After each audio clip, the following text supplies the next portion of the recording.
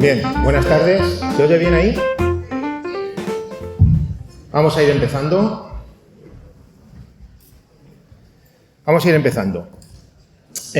Bueno, lo primero, daros las gracias a todos por estar aquí una vez más. Y me voy a permitir una licencia que he pensado según venía, aparte de la exposición, antes de empezar con ella, ya que vamos a hablar del cine, recordar que cuando este país tuvo una guerra civil y posteriormente pues, la lógica posguerra, la población acudía a los cines a resguardarse en unos casos de los bombardeos y en otros a resguardarse del frío. Hoy, en los tiempos que corren, pues hay bombardeos también en ciudades y en países que no debemos olvidar, como Ucrania y Gaza, y también hace mucho frío con los aranceles que nos está poniendo un buen señor. Entonces, bueno, pues vamos a aprovechar hoy aquí también a resguardarnos como esa gente de la posguerra hacía en aquellos cines. Y os cuento todo esto hilando con lo del cine, porque hoy es día 8 de abril. Y un día como hoy, de hace ya más de una década, creo que son 12 años, nos dejó para siempre José Luis Sampedro. José Luis Sampedro, un gran escritor, novelista, economista, humanista, todo lo que queramos decir de él es poco, pero sobre todo una mente muy clara y una gran persona.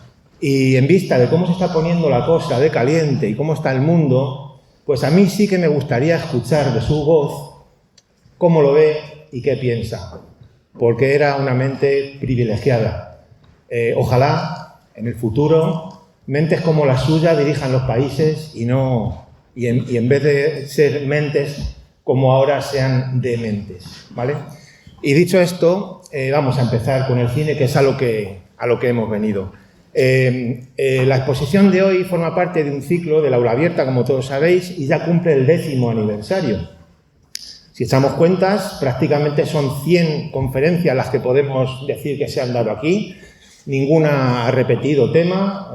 Como veréis, hay mucho de qué hablar de Aranjuez. Hoy toca el cine. Hoy os traigo un trabajo que llevo haciendo mucho tiempo sobre el cine y la relación con Aranjuez.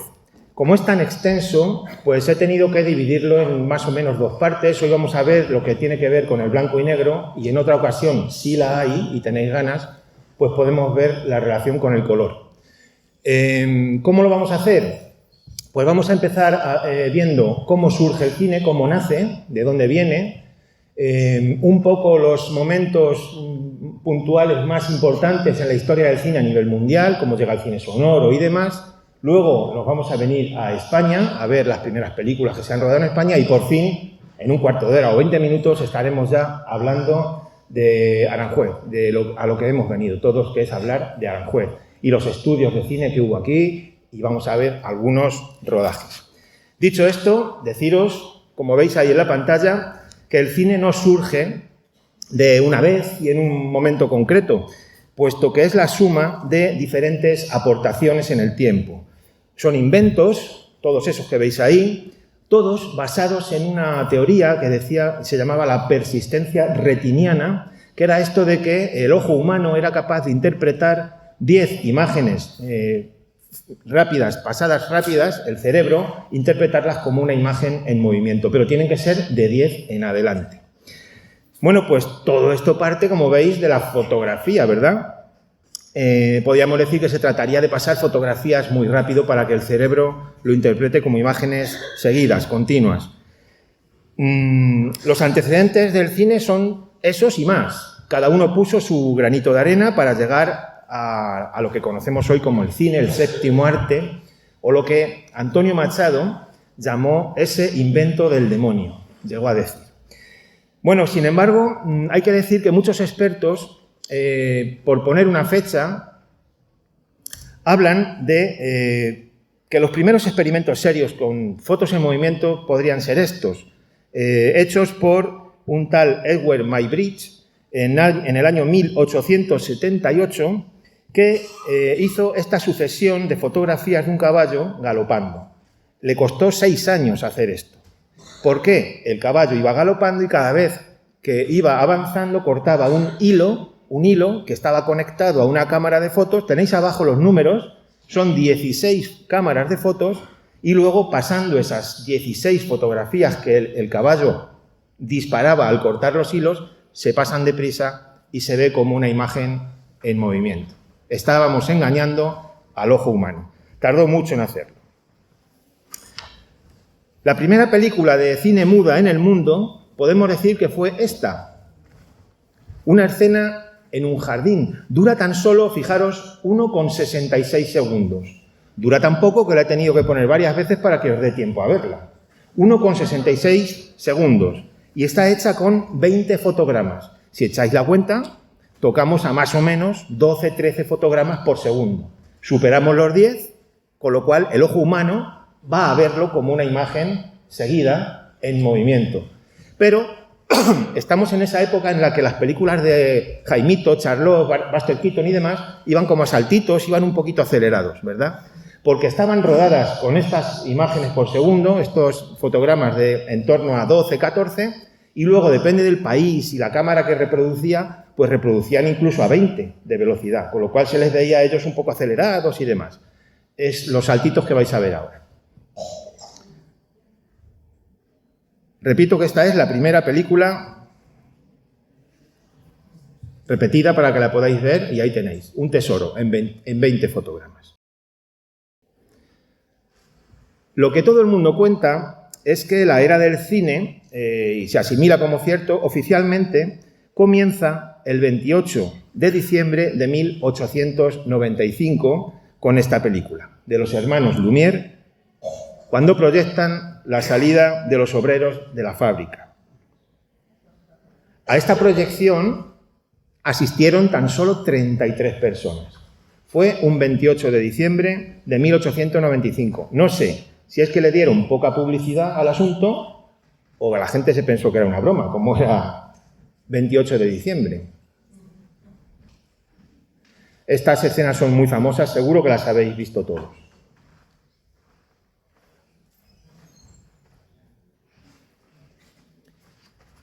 Llegado a este punto, que se les atribuye a los hermanos Lumière, lógicamente, el invento del cine, hay que apuntar una cosa. No todo es gracias a los Lumière. Este señor, que es un español, llamado Mariano Díez Tobar, era un cura, dio un día una conferencia y, de una forma inocente, naif, facilitó la fórmula matemática que hacía mover la pieza que tenéis abajo, la cruz de Malta, para que luego fuese sincronizada, ¿verdad?, con las escenas a través de sus ranuras y pudiésemos sincronizar. Eso llevaba una fórmula matemática. El cura la sabía, lo comentó en una conferencia y de ahí se copiaron los hermanos Lumière. No significa que no lo inventaran después, pero que hay que darle a este señor el mérito que también tiene. No sé si esta historia la conocíais. Bueno, llegamos al cine en España, porque todo esto es en el mundo. ¿Cuándo llega el cine en España? Oficialmente se dice que el 15 de mayo es cuando se produce la primera proyección del año de 1896 en el Hotel Rusia, en Madrid, en la carrera de San Jerónimo. Pero, como tantas otras veces, esto no es del todo cierto. A veces las fechas se trastocan para hacerlas coincidir con otros eventos, ¿verdad? Y en este caso se hizo para hacerlo coincidir con el patrón de Madrid, San Isidro. Sin embargo, la proyección primera que se hizo en España no fue el 15 de mayo, fue unos días antes, como tenéis ahí. Esa fecha sí es cierta. Esa es la prueba. Así que cuidadito con las fechas que a veces nos engañan. Películas míticas que llegaron a España por primera vez. Tenéis ahí la llegada de un tren de Teruel a Segorbe y la salida de misa de 12 del Pilar. Las traigo porque una es la primera filmación enteramente española y la otra la primera película en llegar a una gran pantalla. De la de abajo, de la salida de misa de 12, es curioso una anécdota que hay, que los maños ya estaban acostumbrados a ver cine, ya habían visto películas francesas, ya habían visto personas en la gran pantalla, pero lo que ocurría es que no se habían visto a ellos mismos, ni tampoco habían visto a sus familiares y amigos. Entonces les resultaba tan curioso verse en la pantalla que estuvieron proyectando la película 12 horas seguidas. Como curiosidad os lo cuento. Bueno, vamos a ver ahora la primera película española de ficción que tenía argumento. Dura 1 minuto. Y es el tiempo justo para que la película que vais a ver, que dura 1 minuto, tenga las 3 partes que realmente tiene que tener una película. Esto del planteamiento, el nudo y el desenlace. Lo vamos a ver en menos de 1 minuto. Si os fijáis, sigue siendo cine mudo. Estamos viendo el planteamiento.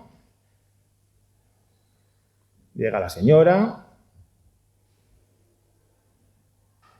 El nudo, y ahora vamos a ver cuál es el desenlace.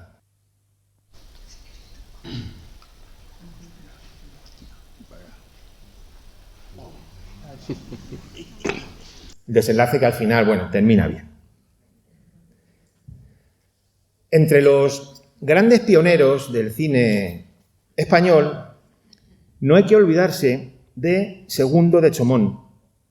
Os sonará. Es el inventor de numerosos trucos y a él incluso se le atribuye el travelling, este carro que va por los raíles mientras ruedan las escenas. Vamos a ver unas escenas cortitas, porque claro, la película dura mucho, no podemos ver todo, pero para que veáis de qué va esto. Y cómo este señor se las ingeniaba para hacer los efectos especiales. Repito que son escenas cortadas de la película completa, para no verlo todo.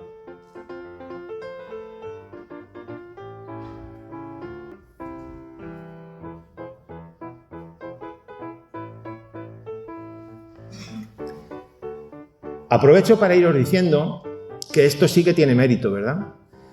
Ahora, con la inteligencia artificial que viene, que ya está aquí, pues claro, esto suena a risa. Pero hay un problema, y os lo quiero contar. La inteligencia artificial no todo es bonito. Hace unos días leí una noticia, mientras veis esto os lo cuento, que cada imagen, con una cierta calidad, producida por la inteligencia artificial, consume en torno a 4 o 5 litros de agua que se necesitan para refrigerar los aparatos que la producen. Es un estudio serio, de la universidad, en una universidad estadounidense, concretamente de la Universidad de Colorado.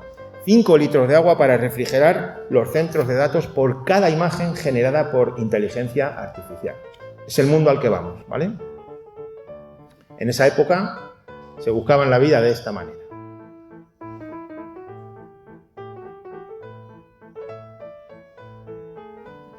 Bien, pues vamos llegando a 1909,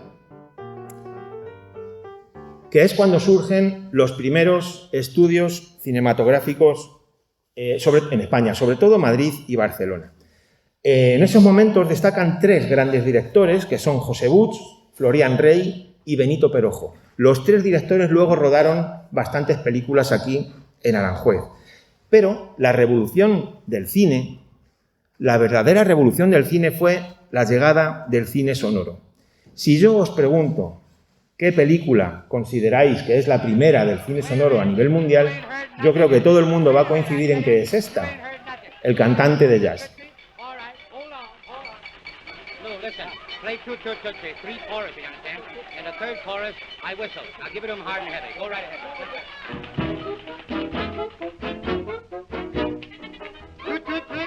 Goodbye.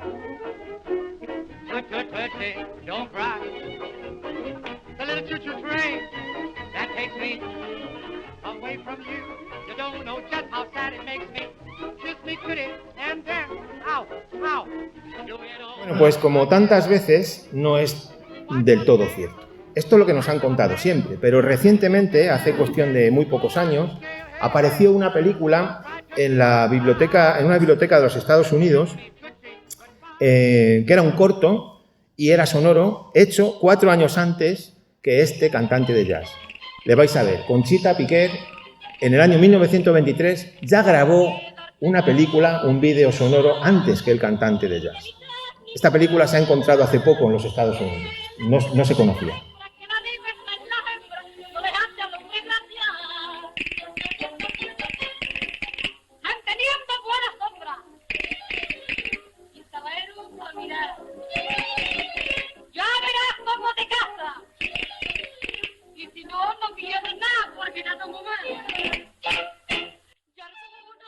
Bien. ¿Pero qué ocurre en España?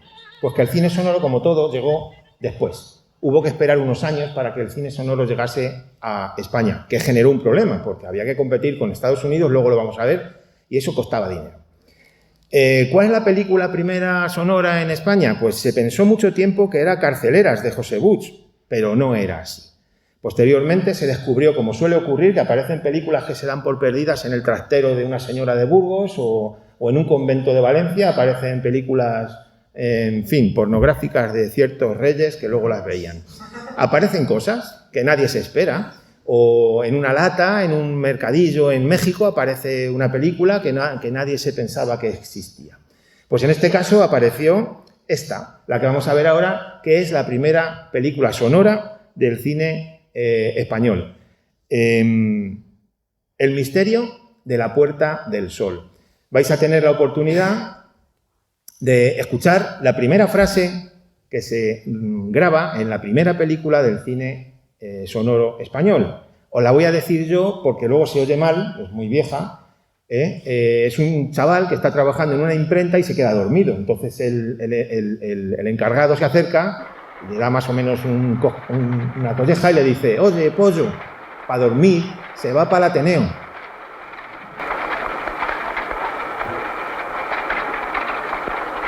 Oiga, pollo, para dormir se va para el Ateneo.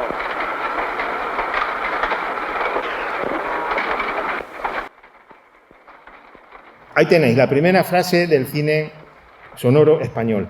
Oiga, pollo, para dormir se va para el Ateneo. Mítica frase. Repito, una frase castiza y popular que apareció en una película en un trastero de Burgos. Bueno, pues estamos en los años 30 y estamos en la época de la República, cuando se montaron diversos estudios de cine sonoro y una serie de productoras. Estamos en la Segunda República y podemos decir que en esos momentos la industria del cine español pues aumentó muchísimo la producción, ¿vale? Para hacernos una idea, fijaros, en España entonces había unos 24 millones de habitantes, ¿de acuerdo? Y había unas 3.000 salas de proyecciones. Hoy se puede decir que somos el doble de habitantes y salas de proyecciones, pues yo diría que la mitad y bajando, ¿eh? Bien, avanzando en el tiempo, llegó la desgraciada Guerra Civil y con ella todo cambia. La producción de películas disminuye y aumentan los documentales y la propaganda. Con el fin de la guerra, el cine español quedó completamente desmantelado. El bando vencedor destruyó, una pena, millares de cajas con grabaciones para eliminar todas las muestras que pudieron del cine republicano. Si sumamos esa destrucción provocada por los franquistas y un incendio que hubo en la Filmoteca, podemos asegurar que de todo el material que se había rodado hasta entonces, tan solo se conserva el 10 o el 15%. Una pena. Bueno, pues con la llegada de Franco al poder, el cine español entra en el periodo más trágico de su historia. Se reduce la producción al máximo y aparece la censura. Además, se impone el doblaje de las películas extranjeras, lo que permitía también alterar el sentido de las películas, lo que es la trama, ¿vale? A capricho. A finales de los 50, curiosamente, el régimen franquista, pues de alguna manera rompe un poco el aislamiento y ofrecen localizaciones, decorados y una mano de obra barata y buena mano de obra de calidad a las productoras extranjeras.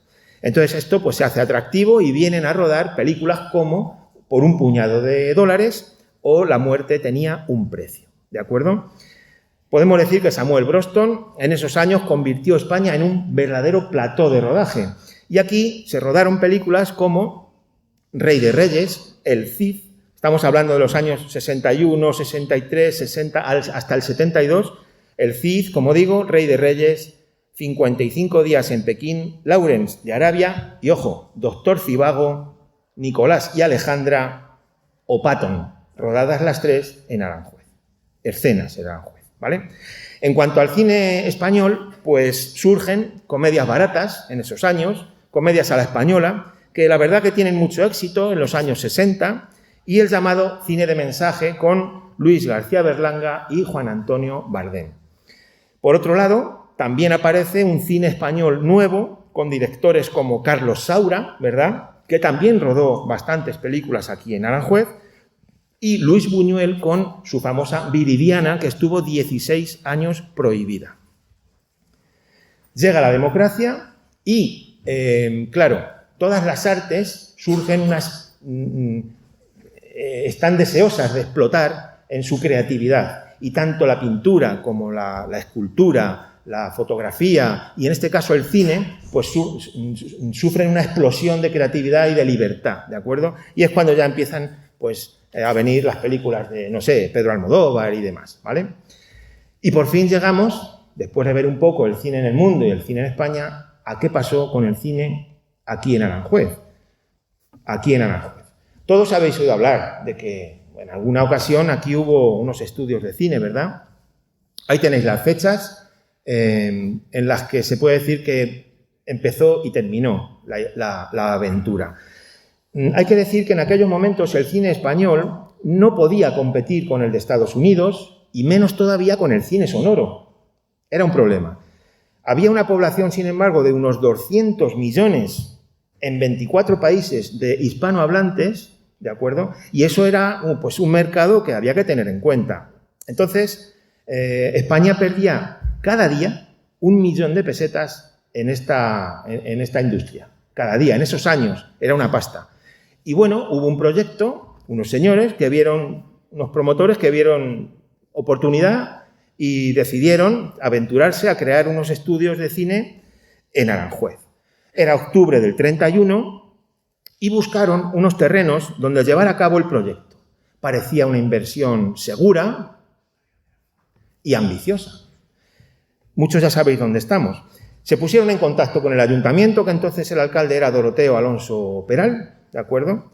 Y, bueno, en esos momentos también, en diciembre, a los pocos meses de ese mismo año, en Madrid se estaba celebrando un congreso hispanoamericano de cinematografía. En ese congreso estaban llamando la atención precisamente sobre la dependencia que tenía el cine hispano, de habla hispana, con respecto al de Estados Unidos. En ese momento, pues, se les invitó a estos congresistas a venir a Aranjuez a ver los solares que habían elegido los promotores para hacer esta industria aquí, y se encontraron con estos terrenos. Son unos terrenos en los que había un campo militar de instrucción y una huerta anexa que se encontraba, como sabéis todos y todas, al final de la calle Moreras, a la izquierda, ¿vale? Era un lugar ideal, ¿vale? Contaba con un canal, un CAF, muy cercano, paisajes ideales, un buen patrimonio histórico y una cercanía importante a la ciudad de Madrid, a la capital de España.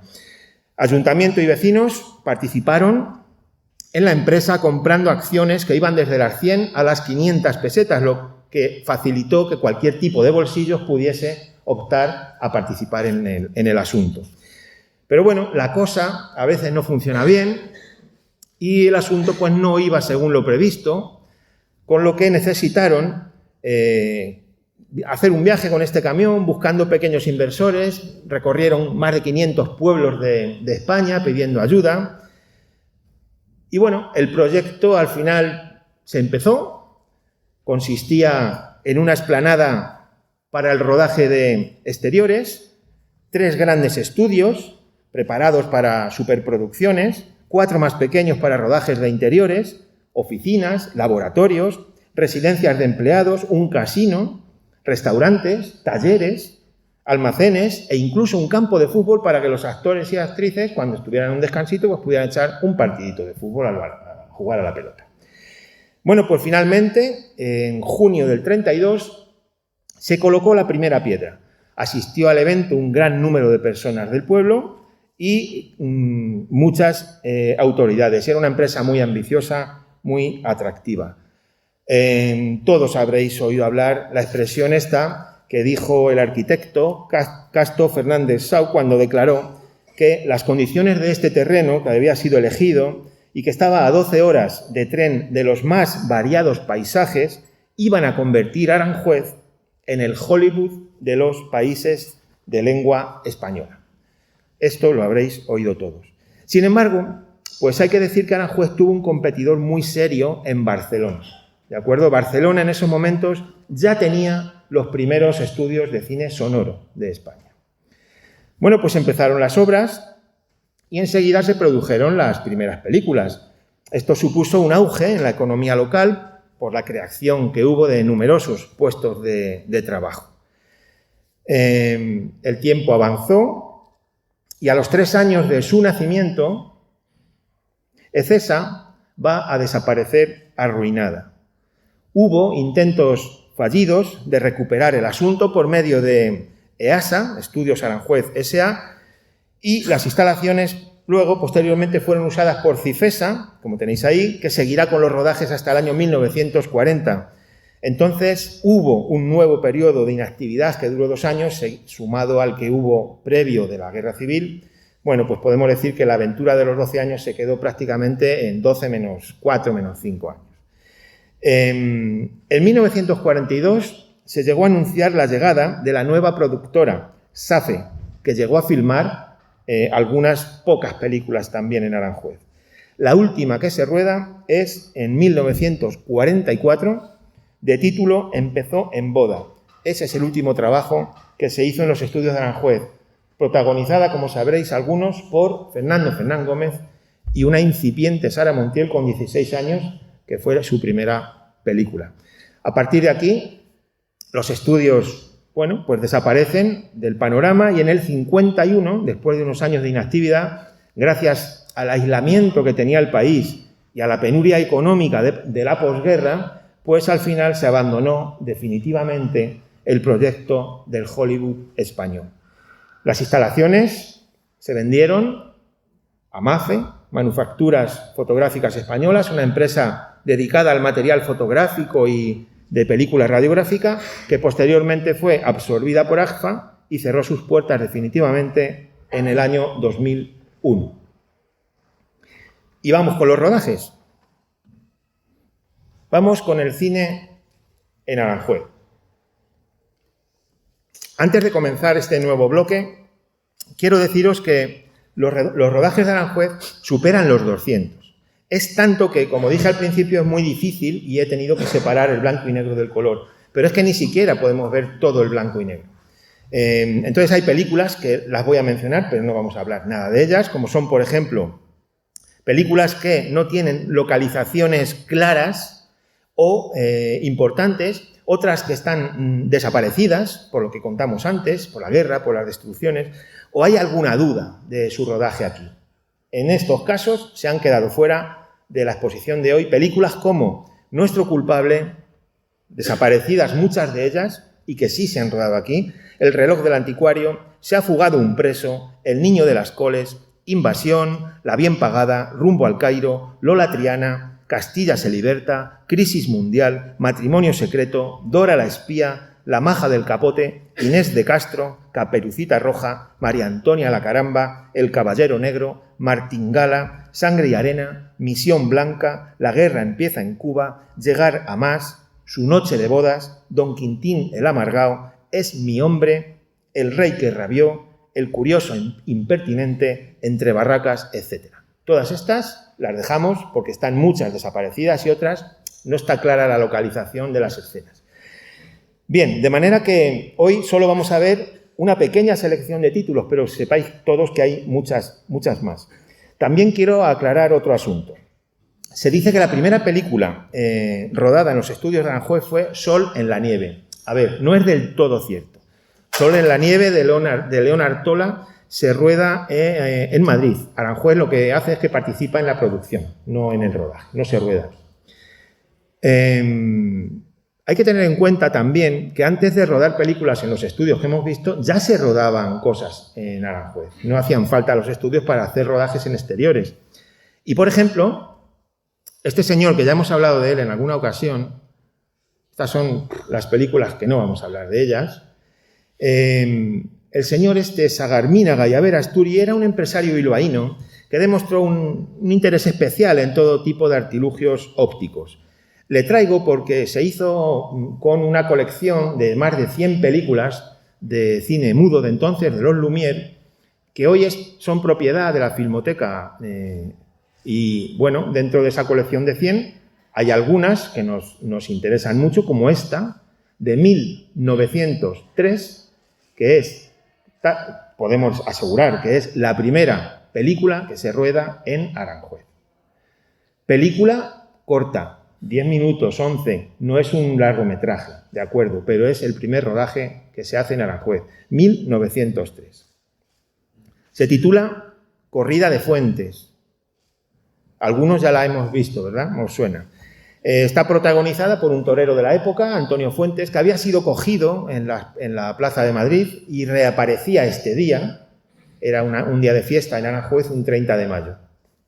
Dicen que era un torero, Chele, que está por ahí, lo podrá corroborar, que era un torero muy elegante, dicen que el más elegante de la época, y algunos que incluso de la historia, no lo sé. Fijaros cómo es una época en la que los caballos no llevaban peto, ¿vale? Y estaban expuestos a las cornadas del toro. Era muy normal que en estas corridas de esta época, en cada corrida, murieran del orden de 12, 14 caballos. Caballos que entonces llamaban pencos. Pencos. Cada toro era capaz de matar a 2 o 3. Era algo normal y asumible en esa época. Luego ya vinieron el tema de protegerles el pecho con petos, en lo que también tiene mucho que ver Aranjuez en ese invento. Bien, pues ahí estáis viendo la primera película rodada en Aranjuez. Repito que no es una película de largometraje, pero al ser la primera que se rueda la he querido traer. La primera película realmente que es rodada en Aranjuez como largometraje es La verbena de la Paloma. No la tengo, estoy detrás de ella, llevo muchos años detrás de ella y, como dice el refrán, el que la sigue la consigue. Espero que algún día os la pueda enseñar. De momento la tengo localizada, que no es poco. Ha estado muchos años perdida y de ella, por tanto, solo os puedo mostrar la carátula. Es una película de José Puig de 1921. Lo que sería, de verdad, la primera película en largometraje rodada en Aranjuez. Se estrenó en el Circo Price de Madrid.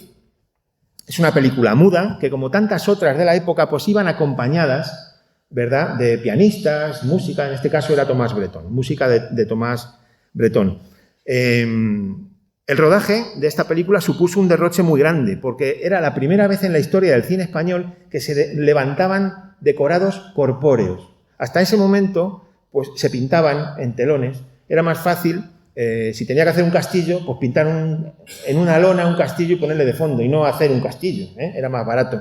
Bueno, pues esta película es la primera del cine español en la que se levantan de verdad decorados, no se pintan. Es una película, como digo, dirigida por José Puig y con música de Tomás Bretón. Seguimos avanzando y vemos esta que está desaparecida, pero os la quiero traer porque tiene algo curioso. Fijaros en los créditos, figura una tal Elena Cortesina, que fue quien se encargó de la producción y dirección. Está considerada la primera directora de cine en España, mujer. Lamentablemente, de esta película solo se conserva un fotograma que está en la Filmoteca Española. Y llegamos a 1927, El Conde de Maravillas. Seguimos con cine mudo. No sé si esta película la conocéis. Relata un complot, no os perdáis las imágenes porque son impagables. Relata un complot que prepara el Conde de Maravillas contra Godoy. Es la única película en la que actúa la famosa Chelito, Consuelo Portela. Un año después, esta señora se retiró de la vida artística y montó una cafetería y un teatro en Madrid, que luego fue el Teatro Muñoz Seca. Vamos a ver en estos 2 minutos y medio que dura las escenas, pues vamos a ver la cúpula de palacio, el jardín de la isla. En total son 2 minutos y medio nada más, pero creo que son curiosos de ver. Bueno, pues deciros mientras tanto que gracias a este tipo de películas tenemos la ocasión de ver cómo eran antes las cosas, ¿verdad? Cómo eran los edificios, cómo eran los jardines, cómo eran las calles, cómo eran las gentes. Algo que, como decía al principio de la exposición, con la llegada de la inteligencia artificial se ha terminado. Porque yo ahora me puedo inventar un jardín, yo ahora me puedo inventar un palacio, pero no voy a poder ver cómo era el palacio de verdad de Aranjuez de hace 100 años. Va a ser una realidad inventada.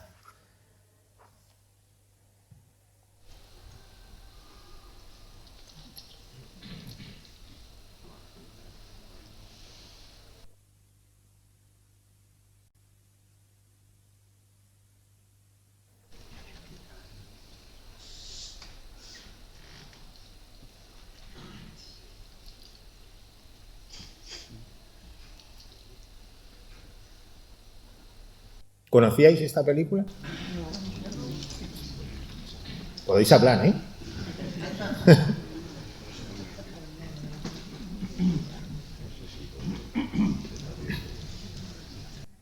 Por si alguien no lo conoce, imagino que todos estamos en el Jardín de la Isla, en la Fuente del Espinario.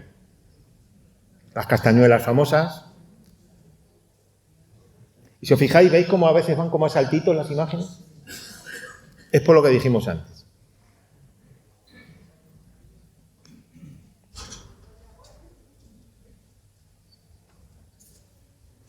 Bien, pues llegamos a 1934, El novio de mamá, una película interpretada por Imperio Argentina y Miguel Ligero. Es una película que se rueda de noche, con muy pocos medios y un presupuesto muy bajo para la época. Se estrenó en el Cine Avenida de Madrid y tuvo bastantes quejas del público porque el sonido era garrafal, era horroroso. Tuvieron que volver a grabarlo y a sincronizarlo. Era una pega que había en los estudios de Aranjuez. El cine sonoro tenía ahí estaba un poco cojo, no terminaba de arrancar bien. Y llegamos a 1934 también con La hermana San Sulpicio, una película que es una comedia dirigida por Florian Rey y que la interpreta Imperio Argentina y Miguel Ligero también. De esta película hay 3 versiones. La de Aranjuez es la que se rueda en el año 34. Hay otras del 27 y del 52, ya más modernas, por Carmen Sevilla. La nuestra sería esta, la que estáis viendo, 1934,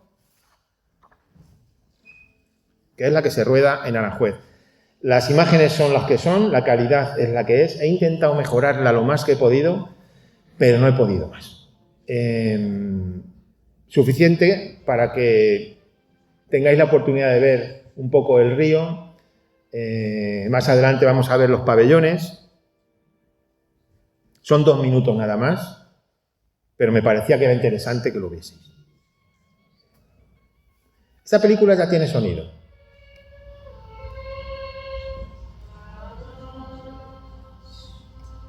Esa chorrera que habéis acabado de ver sigue existiendo, ¿eh? Ya, lo que pasa es que echa bastante menos agua.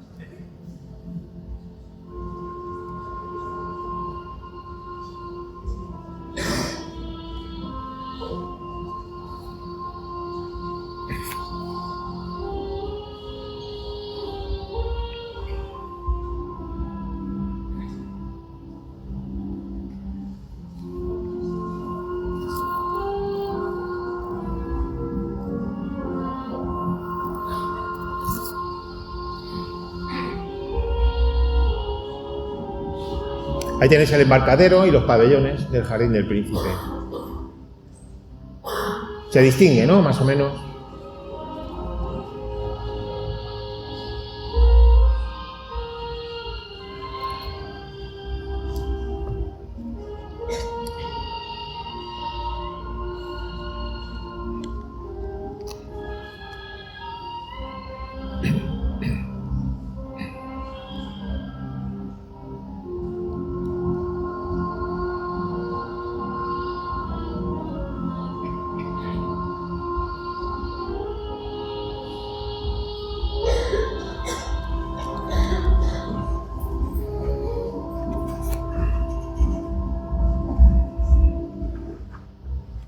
Bueno, pues llegamos a El negro que tenía el alma blanca, una película que está desaparecida, en parte.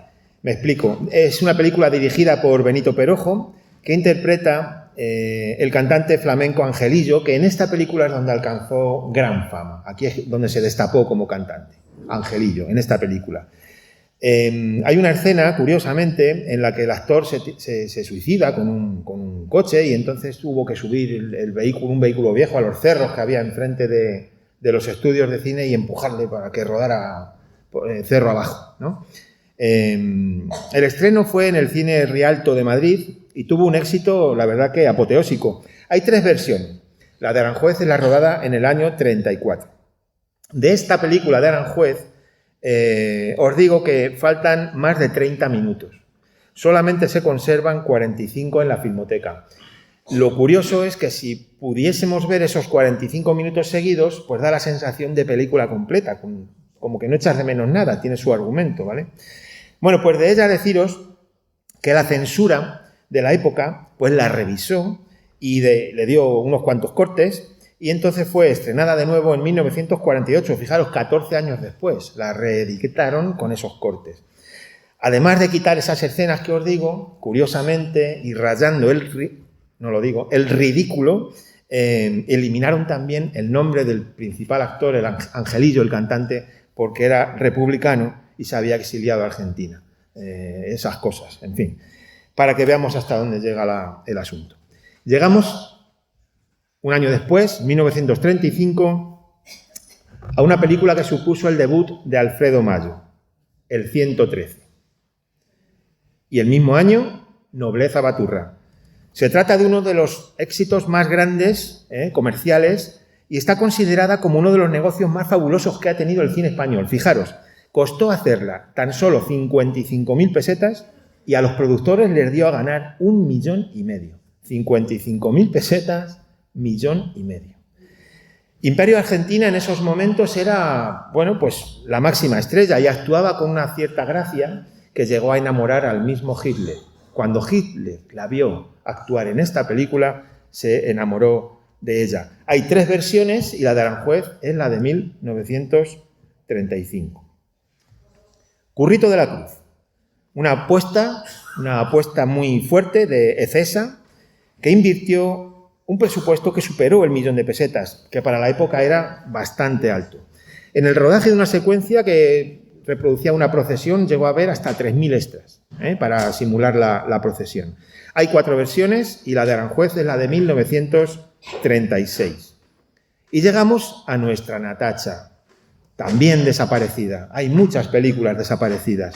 Está basada en una obra de teatro de Alejandro Casona, que está inspirada la obra en la propia madre de Alejandro Casona, que curiosamente se llama Faustina Álvarez y curiosamente fue la primera inspectora de enseñanza primaria en España.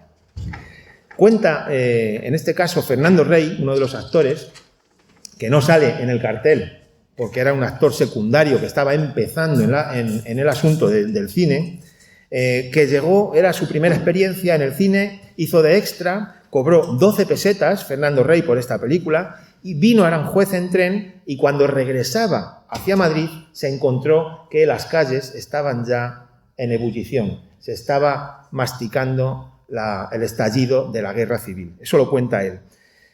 Bueno, pues la copia española, deciros que está desaparecida. Unos culpan a esa destrucción masiva por el franquismo y otros al incendio que os he comentado. Ambas posibilidades pueden ser ciertas. No se sabe en qué momento desapareció la película. Ambas posibilidades son aceptadas. Hay una versión argentina del 44, pero no tiene nada que ver con la nuestra, y no debemos perder nunca la esperanza de que aparezca en algún trastero. Llegamos a El genio alegre, una película interpretada por Antonio Vico, como tenéis ahí, y Fernando Fernández de Córdoba. No olvidéis este nombre.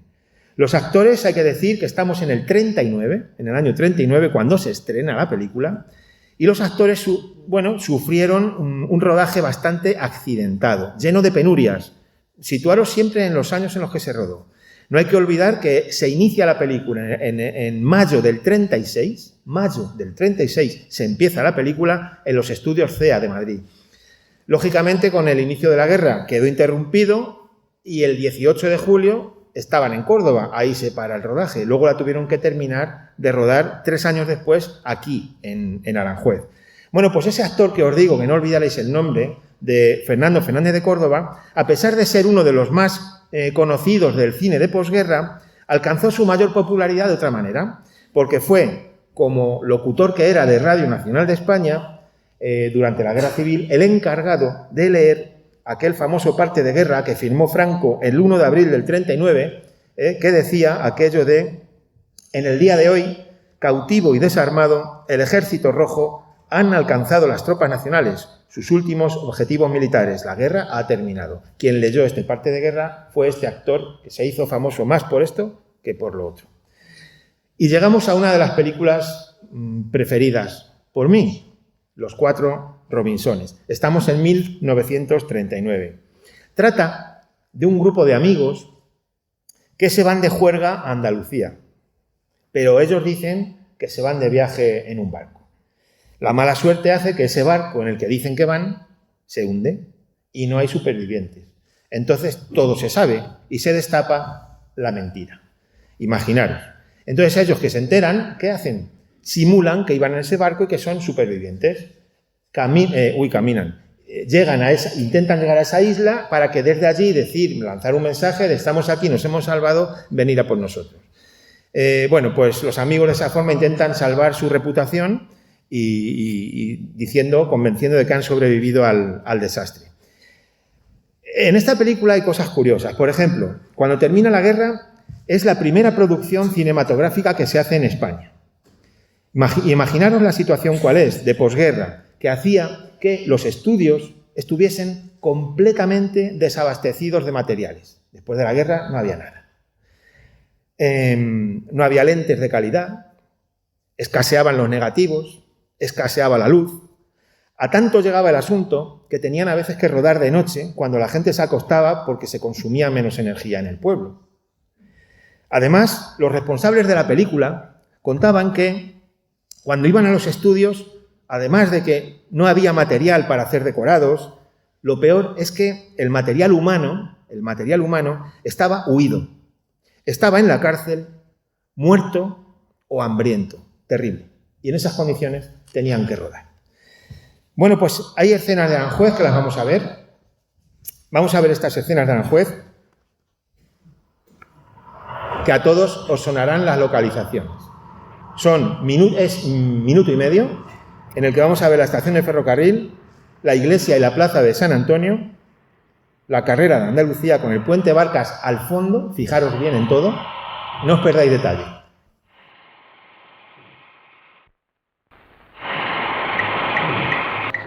Ay, mamá, qué bonita está la mar. Será como yo sé cómo me va, no lo puedo esperar. Ay, mamá, qué bonita.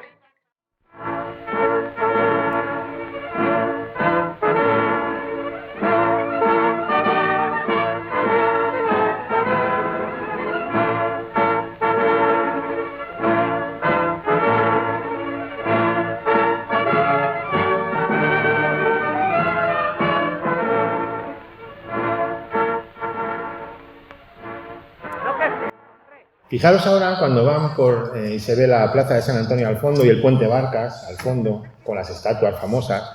Fijaros en la gente que sale al fondo en la grabación, que son ajenos a la película.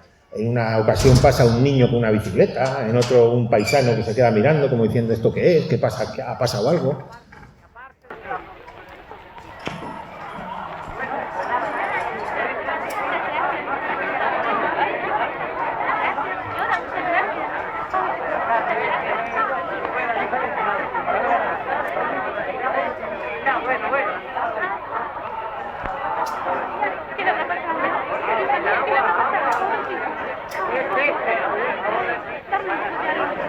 Bien, llegamos a Santa Rogelia, otra película que está, de momento, desaparecida. Una película cuyo rodaje iba a comenzar en los estudios de Aranjuez el 18 de julio del 36, pero ya sabéis que habían cogido un mal día. Tras la sublevación militar se suspendieron momentáneamente todas las filmaciones en Madrid. Hubo que terminarla en el 39. Se estrenó en el 40, solo estuvo 7 días en las salas, se hicieron muy poquitas copias y, como digo, está completamente desaparecida, por lo que solo podemos ver una versión que hay italiana, pero que no nos aporta a nosotros nada. Y llegamos a la Dolores, que esta sí aporta. Todos conocéis la canción que decía de la Dolores, ibas a Calatayud, ¿verdad? Pregunta por la Dolores, que una copla la mató de vergüenza y sin sabores. La Dolores era una hermosa mesonera de un pueblo muy joven, bella, de la que se enamora el barbero del pueblo. Claro, ¿ella se enamora del barbero? No, ella se enamora de un estudiante apuesto que aparece por allí y por el local, y entonces el barbero pues siente despecho y para vengarse de ella de alguna forma la saca la canción y la hace que se extienda por los alrededores. Está rodada esta película íntegramente en Aranjuez y hay testigos que cuentan cosas de este rodaje. Por ejemplo, cuentan cómo se llegó a hacer una plaza de toros con carros que figuraba ser la plaza de Calatayud dentro de los propios estudios. En el rodaje podemos decir que se dieron hechos tristes. Por ejemplo, había un señor valenciano que vivía cerca de aquí, en las casas de ferroviarios, y que se dedicaba a vender caramelos en las 4 esquinas, y le ficharon, le dijeron que si él quería participar en el rodaje, a cambio de 150 pesetas, lo que eran 30 duros de entonces, y se tenía que dejar coger por el toro. El señor aceptó, el toro le cogió y le mató. Entonces, bueno, además luego vais a ver en las escenas que vamos a ver ahora un hundimiento que hubo real del graderío con heridos que son reales. Se caen personas unas encima de otras, también fue un accidente con varios heridos auténticos. Pero no todo iba a ser malo, también hubo anécdotas graciosas.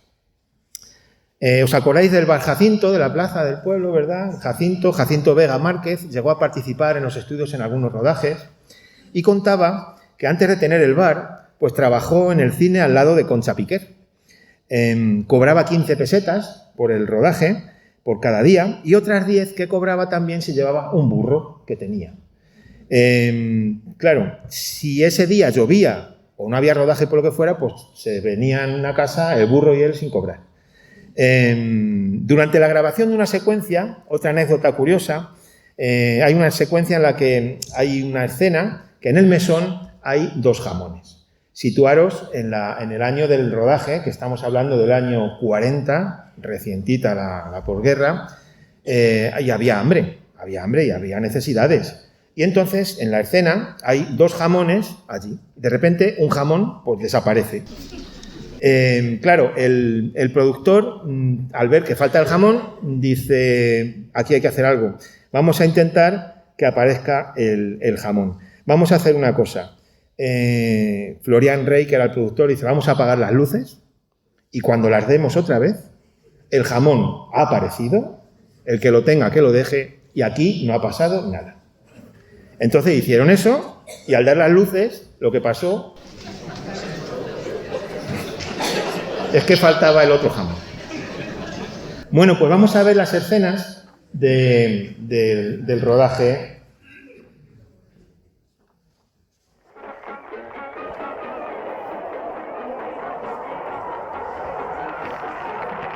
He cogido unas pocas escenas, ya os digo que la película está rodada íntegramente aquí, solo unas poquitas para que os hagáis una idea.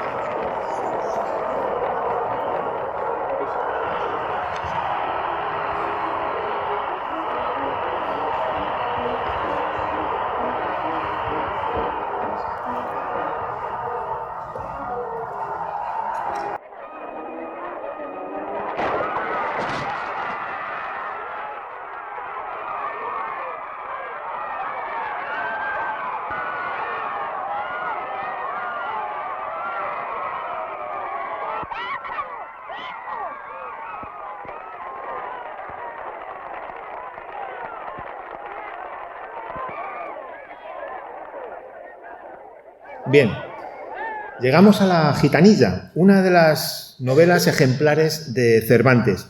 Y os la pongo porque, bueno, hay un documento de la Universidad Politécnica de Valencia en el que literalmente se decía: el acercamiento de Cifesa al poder se materializó de diferentes formas, como fue la visita que realizaron el ministro del Aire, general Yagüe, y sus ayudantes en 1940 a los estudios de Aranjuez, para presenciar el rodaje de La Gitanilla, siendo acompañados en su visita por la protagonista de la misma, Estrellita Castro. Os lo traigo solo por ese detalle. Y llegamos a Goyescas, 1942. Se trata de una superproducción, posiblemente la película con más presupuesto hasta entonces en España. Durante el rodaje, Imperio Argentina, fijaros lo que contaba. Contaba que sufrió el acoso de un cura. O sea, que los acosos no son de ahora. Imperio Argentina sufrió el acoso de un cura, lo cuenta ella misma. El cura era el padre Marcos y pertenecía a la Junta de Calificación, lo que eran los censores de la época, los que mutilaban las obras según el ideario franquista. Fijaros hasta qué nivel la hipocresía, ¿eh?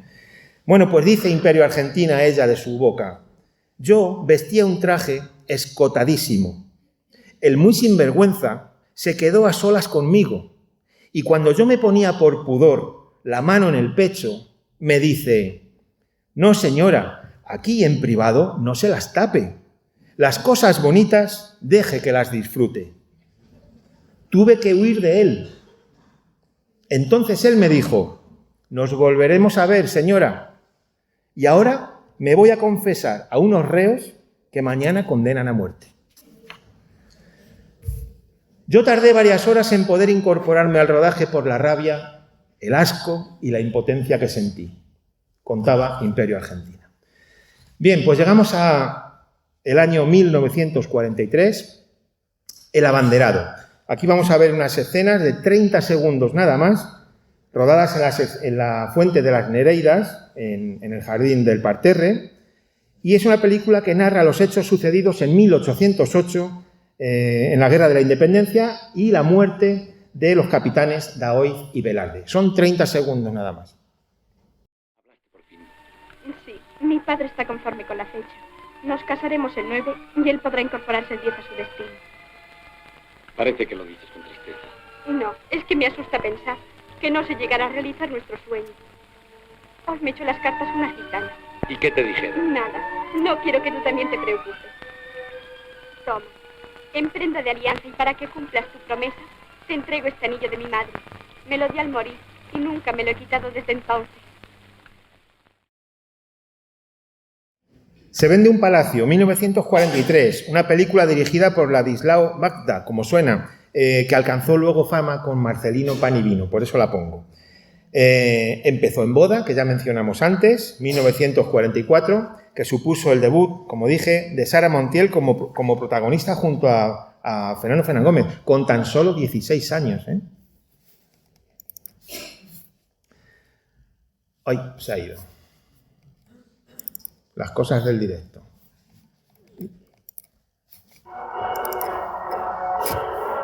Enseguida lo encontramos. Mientras os voy contando que vamos a ver una película del año 44, vamos a ver una escena. La película se titula El clavo. A ver si soy capaz de hablar a la vez que... Ya la tengo. El clavo. Es una película muy recomendable de ver, Está basada en un hecho real y fue dirigida por Rafael Gil. Cuenta cómo un juez se enamora de una joven hermosa que al poco tiempo desaparece. Con los años encuentran un cráneo con un clavo puesto ahí, clavado, y el juez pues decide investigarlo y no sabe la sorpresa que se va a encontrar. No la voy a destripar porque espero que la veáis todos. Está muy bien.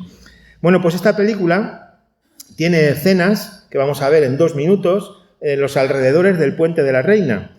Y os voy a contar algo después. Bueno, no, lo voy contando ahora, mejor. Para que lo veáis a posteriori. Francisca Calvo era mi abuela. Y junto a sus hermanas vivían en la casa que hay en el Puente de la Reina. Presenciaron este rodaje. Entonces esta escena me contaba a mí ella, mi abuela, Francisca Calvo, que lo que vais a ver ahora es unos actores que llegan con una cesta a hacer una merienda y se pone a llover, ¿vale? Se pone a llover, los actores tienen que salir corriendo porque llueve. Se nubla, nubarrón, lluvia y salen corriendo. Y al salir corriendo dejan allí la cesta, el vino, todo lo que tal. Cuando ya escampa y vuelven al rodaje, allí solo estaba la cesta. Porque mi abuela, según contaba ella y algunas de sus hermanas, dieron buena cuenta de ello. Vamos a verlo. Vamos a ver todo menos a mi abuela comiéndose.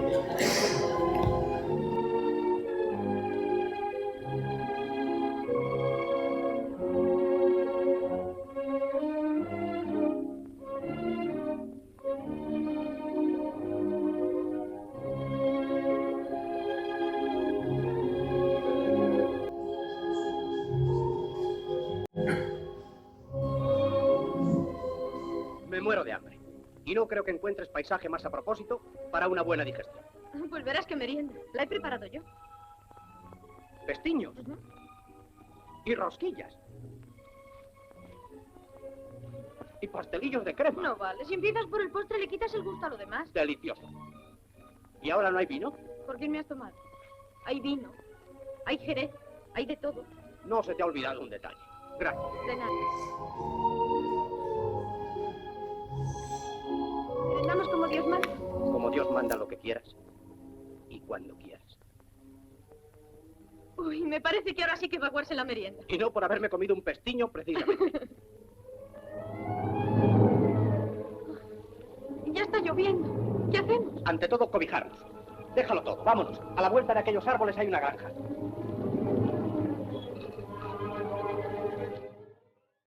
Bueno, es que tenían que estar ricos los pastelitos y esas cosas. Bueno, estamos en 1945. La luna vale 1 millón. Os la traigo, la pongo ahí porque fue una película que se rueda en los estudios de Aranjuez y sobre ella hay una curiosa anécdota.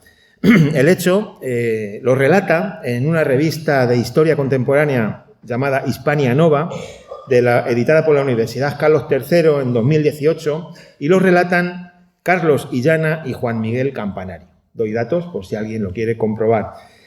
Cuentan que un actor local antiguo de iniciales L, I, R denunció a Florian Rey de haber procedido injurias contra el ejército español y a favor del comunismo en el antiguo Hotel Pastor. De modo que la Guardia Civil se presentó en las instalaciones y se llevó al director, a Florian Rey. Después de investigar el asunto, pues el caso fue archivado y los acusados puestos en libertad. Pero como es una anécdota que nos interesa y está documentado y está editado y publicado, pues os lo cuento. Y llegamos a la famosa del Marqués de Salamanca, una película que todos habéis oído y todas habéis visto. Es una película que fue un encargo oficial del gobierno franquista. En ella se puede ver la llegada del tren Madrid a Aranjuez y al principal personaje, Salamanca, pero tratado de una manera un tanto parcial, ¿vale? El Marqués de Salamanca, sabéis que alcanzó una gran fortuna varias veces y se arruinaba así, pero esa fortuna la conseguía básicamente de forma inmoral, se aprovechaba de las desgracias de los demás. Llegó a ser incluso acusado de corrupción y terminó sus días arruinado. A pesar de todo, curiosamente, fue el primer español que instaló en su casa un cuarto de baño. Vamos a ver escenas.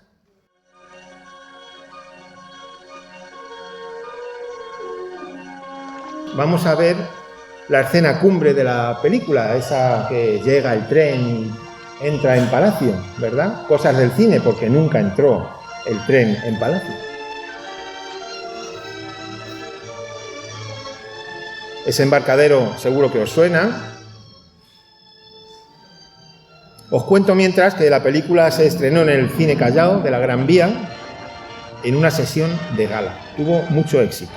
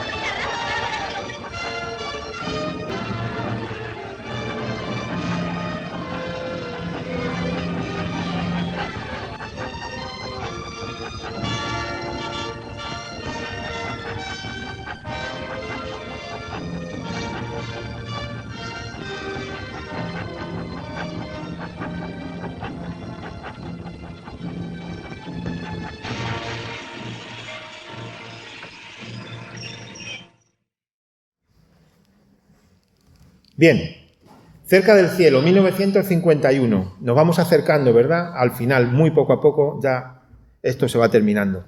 Esta película narra el proceso de ejecución del obispo de Teruel, un tal Anselmo Polanco, el cual fue después declarado mártir y beato por Juan Pablo II en 1995. Os la traigo porque es una película rodada en la Plaza de Toros de Aranjuez. Vais a ver escenas que seguramente muchos y muchas no habéis visto. Es una película que fue encargada por las autoridades de Acción Católica para homenajear al obispo y contribuir así al proceso de su beatificación. Todas las escenas van a ser dentro de la Plaza de Toros.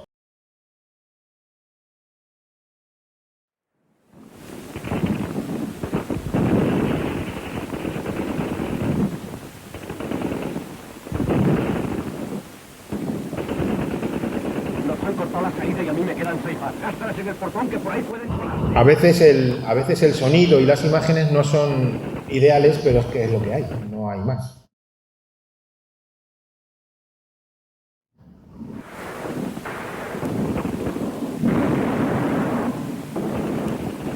Adelante.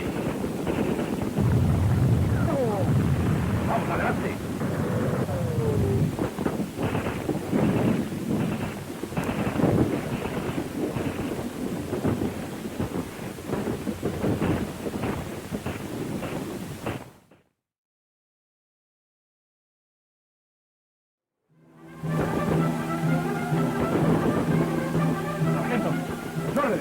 Deben estar combatiendo en los corrales. Vaya usted con su gente por la derecha, que yo voy a llamar su atención por este lado.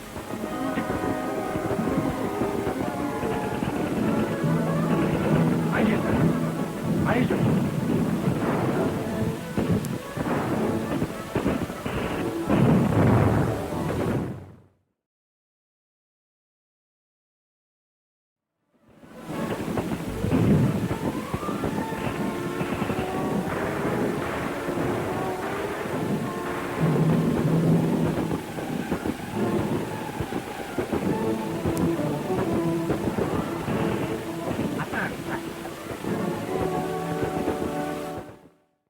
Bueno, para que os hagáis una idea. Y llegamos era de 1951, que no sé si lo he dicho. Pluma al viento, del año siguiente. 1952, una película de Carmen Sevilla, José Luis Ozores y María Isber. Os voy a poner unas escenas solamente de 20 segundos, pero que me parecen interesantes. Están situadas frente al castillo y al fondo vamos a ver los pabellones. Son 20 segundos. Si palpadeáis os lo perdéis. Ya lo tengo. ¿Qué dices? Mi fórmula, el rayo X2. Lo que te expliqué el otro día. Vengo de hacer las pruebas con mi nuevo aparato y no me ha fallado un solo electrón. Esto marcha, chico. La fama me espera. 21, un electrón por medio. 2, eso. 21. La otra vida del Capitán Contreras, 1955. Es una película dirigida por Rafael Gil y es interpretada por Fernando Fernán Gómez, María Asquerino y Fernando Sancho. Cuenta cómo en unas excavaciones arqueológicas aparece un sarcófago con el cuerpo del Capitán Contreras. El cuerpo estaba en estado de letargo desde 1650 debido a una droga que le habían administrado, ¿vale? Vamos a ver unas escenas que es la última de la película. Veréis que pone fin, pero esto no se ha terminado. Quedan 5 minutillos o algo más de estar aquí juntos. Aunque veáis que pone fin, no aplaudáis todavía. Resistiros. Pero sí os voy a hacer una pregunta. La escena que va a salir, que es el final de la película, sí quiero que me digáis si sabéis dónde se desarrolla. A ver si alguien es capaz de ver dónde se desarrolla esta escena.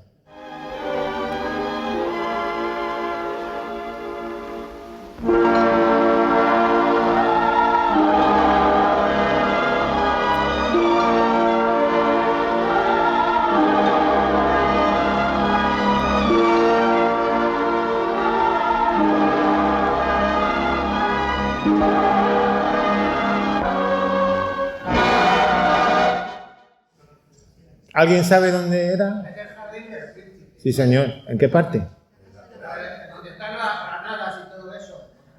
Es la calle que divide, está a la izquierda. Espera, le damos para atrás.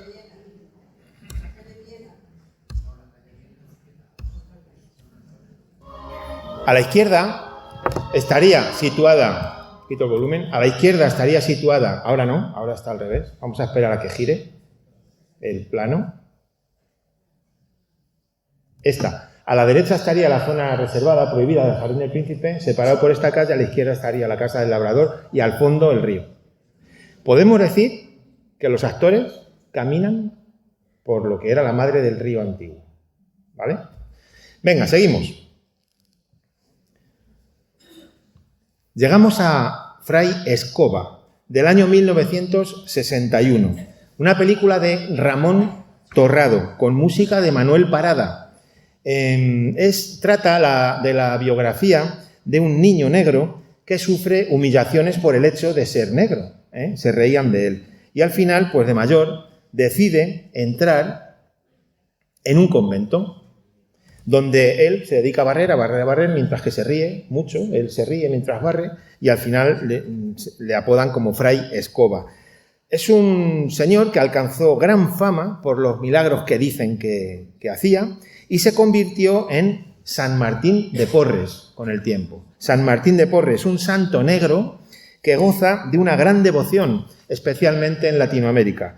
Fijaros, en Perú su nombre lo lleva un barrio, una universidad e incluso un equipo de fútbol de primera división.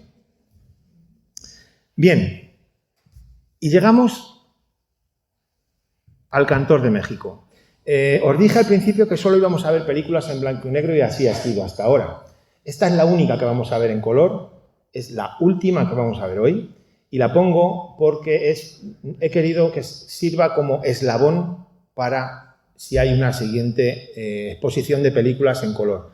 Sería la primera en fecha, la primera en color, que enlazaría con los siguientes documentales que podemos ver rodados en color. El Cantor de México, con Luis Mariano. En sus principales papeles está también Manolo Morán, pero sobre todo, como digo, Luis Mariano. Luis Mariano fue todo un icono en su época. Se habló muchísimo de la relación que tuvo con Carmen Sevilla. Incluso se llegó a decir por 3 veces le pidió matrimonio y ella le rechazó. Esta película fue la última gran película que protagoniza este señor, Luis Mariano, que falleció en 1970 en París. Desde entonces, fijaros, sus restos descansan en el País Vasco francés, donde tenía él una casa donde vivía. Y la tumba, como si fuera un Elvis Presley, está siempre cubierta de flores por los admiradores que reciben, que van allí a visitarle a diario. Siempre hay flores en la tumba de Luis Mariano, a pesar de los años que han transcurrido ya desde su muerte. Así que vamos a ver una escena que creo que os va a gustar. No os digo dónde es porque lo vais a ver enseguida. Y con esto vamos a ir terminando. Es Acapulco, donde tú y yo vamos a encontrar un mundo mejor. En el anochecer hay siempre una canción que llama a una mujer.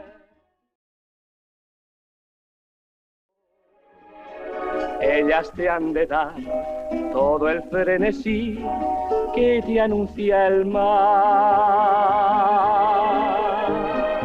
Frente al océano tropical, un paraíso terrenal. Es Acapulco, donde tú y yo vamos a encontrar un mundo mejor. Bueno, pues hasta aquí llegó la historia. Espero que os haya gustado. Gracias.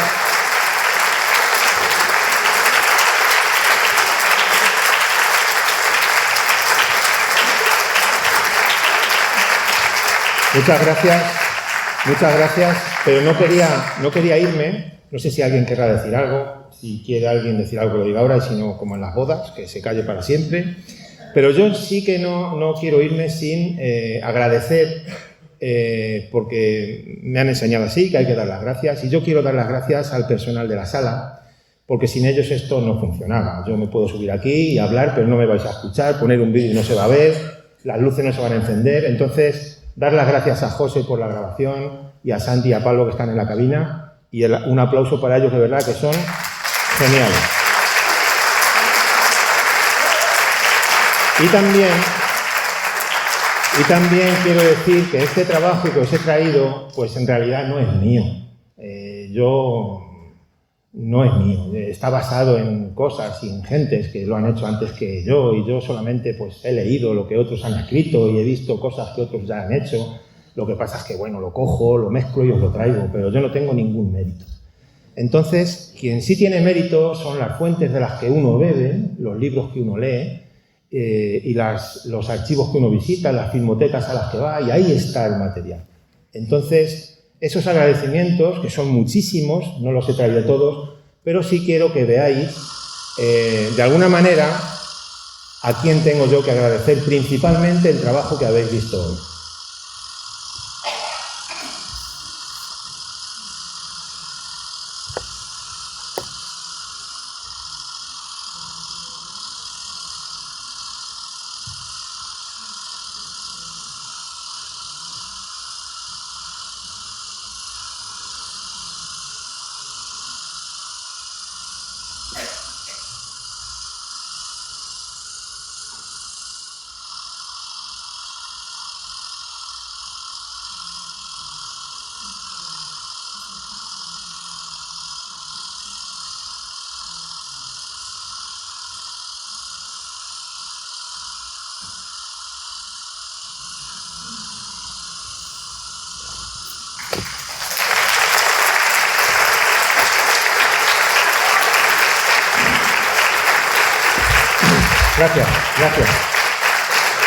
Gracias.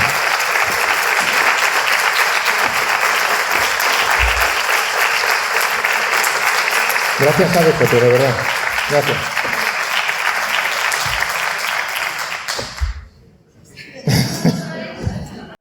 Tú no haces el trabajo de unir todas esas cosas. No lo vemos. Es tu trabajo, es tu estudio, es tu búsqueda, es tu recopilación de todo para explicarlo como son. Gracias.